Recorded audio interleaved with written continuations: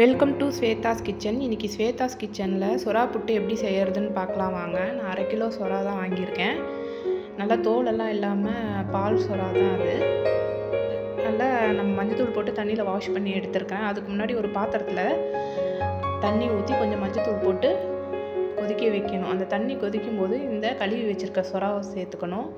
சேர்த்து ஒரு 15 மினிட்ஸ் நல்லா வேக வைக்கணும். வெந்த பிறகு உடனே தண்ணி இருக்கக்கூடாது. அப்படியே தட்டு போட்டு மூடிட்டு ஒரு 20 மினிட்ஸ் கழித்து நம்ம அந்த தண்ணியை இருத்துட்டு அந்த சுறாவெல்லாம் நம்ம வெளியே எடுத்துக்கணும். எடுத்து அதுலேயும் தண்ணி இல்லாமல் நல்லா புழிஞ்சு எடுத்துக்கணும்.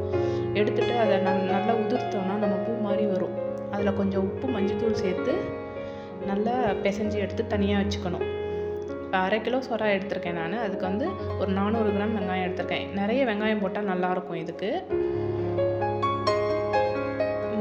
வெங்காயம் பொடியாக நறுக்கிக்கணும்.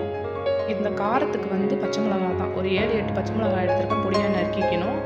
இஞ்சி பூண்டு பேஸ்ட்டு போடல, அதுக்கு பதிலாக இஞ்சியை தனியாக அரைச்சி எடுத்துருக்கிறேன். பூண்டை நான் உரித்து எடுத்து வச்சுருக்கிறேன்.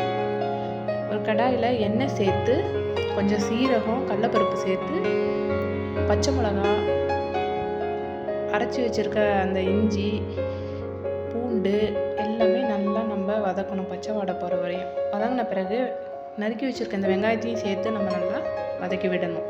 நல்லா வதங்கணும். வெங்காயம் நல்லா வதங்குறதுல இது நல்லா டேஸ்ட் கொடுக்கும்.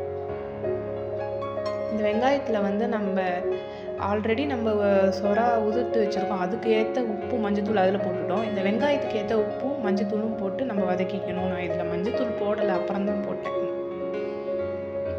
நல்லா வெங்காயம் வதங்கின பிறகு இந்த உதிர்த்ததை நம்ம இந்த வெங்காயத்தில் சேர்த்து பொறுமையாக அப்படியே கிளறி விட்டுக்கிட்டே இருக்கணும். கிளறி விட்டுக்கிட்டே இருந்தால் அடி பிடிக்கும்.